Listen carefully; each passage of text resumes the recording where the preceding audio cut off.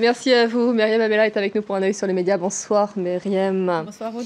On va parler du Gabon avec vous aussi parce qu'un bras de fer virtuel se joue entre les partisans de Jean Ping et ceux d'Ali Bongo sur les réseaux sociaux. Oui, c'est exactement cela. Il y a beaucoup d'articles également dans la presse et les sites en ligne.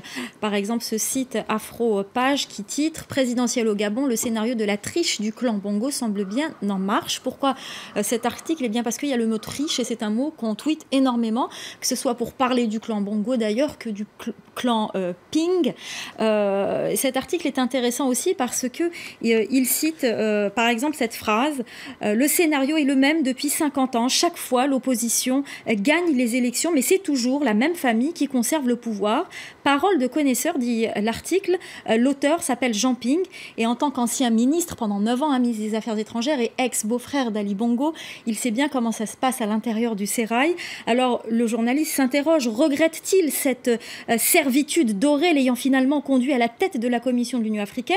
Sincère ou opportuniste, il rappelle que parmi les 11 candidats qui se sont présentés à ce scrutin, eh bien les 11 ont une fois au moins fait allégeance au clan Bongo dans le passé.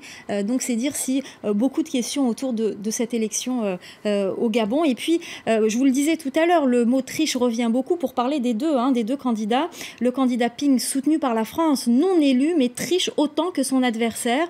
Vous avez aussi cet autre tweet, Jean Ping ou Ali Bongo, aux ces mêmes sauces. Là, c'est le meilleur tricheur qui a gagné. Donc c'est dire si le mot triche revient. Il y a même un hashtag d'ailleurs tricheur à ce sujet. Et la France est prise pour cible aussi bien par les partisans de Jean Ping que par les partisans d'Ali Bongo. Exactement. Et cette fois, c'est pas le mot triche qui est repris, mais le mot, par exemple, ingérence ou France-Afrique qu'on retrouve lorsqu'on parle de la France dans ce dossier. Vous avez par exemple le tweet du Quai d'Orsay qui est repris avec des critiques bien ciblées. Je suis désolée que Bongo soit un tricheur, dit ce tweeto, mais de quoi se mêle la France? Les Gabonais se mêlent des élections en France? Non, répond-il. Et puis vous avez cet autre tweet, s'imaginer que Bongo, qui tient la moitié de la classe politique française, allait se laisser détrôner. C'est une allusion bien sûr à la France-Afrique. Et bien sûr d'autres critiques cette fois concernant le Parti socialiste qui avait réagi avant même les résultats du scrutin en disant qu'il fallait qu'il y ait une alternance démocratique. Regardez le titre de Slate, élection au Gabon, OPS, ce mauvais réflexe digne de la France-Afrique. Et c'est beaucoup également repris par les twittos qui ont des mots très durs. Un parti des tricheurs n'a pas de leçon à donner au Gabon. Voilà, c'est ce qu'on retrouve souvent aussi sur la blogosphère. En tous les cas, certains regrettent que l'avenir du Gabon soit joué comme un coup de poker. Exactement. Vous avez cet article de notre confrère grand reporter à l'Express, souvent invité sur nos plateaux, Vincent Hugeux, qui titre « Gabon, casse du siècle à Libreville ». Il parle d'une partie de Bonto et il a des mots assez intéressants puisqu'il reprend par exemple la phrase slogan d'Ali Bongo « Changeons ensemble » et il dit que le tout, en réalité, c'est de tout changer pour que rien ne change.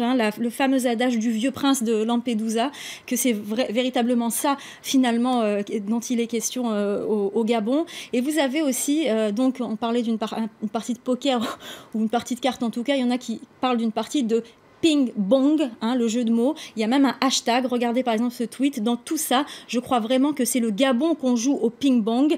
Et puis, vous avez cet autre tweet. Moi-même, je dois féliciter aussi ping-bong pour sa victoire aux élections dans Gabon Vote. Voilà, c'est dire si les commentaires sont très nombreux. Vous avez aussi un autre article qui a été publié dans Slate Afrique avant le scrutin, un article un peu sous le ton humoristique qui reprend les 11 trucs, je cite, qui arrivent à chaque élection dans une dictature africaine, parmi lesquels les candidats qui revendiquent leur victoire avant le vote, la police qui se déploie dans les rues le jour de l'élection, ou même le leader de l'opposition est un ancien ministre. Vous avez par exemple tous ces éléments qui sont cités dans cet article.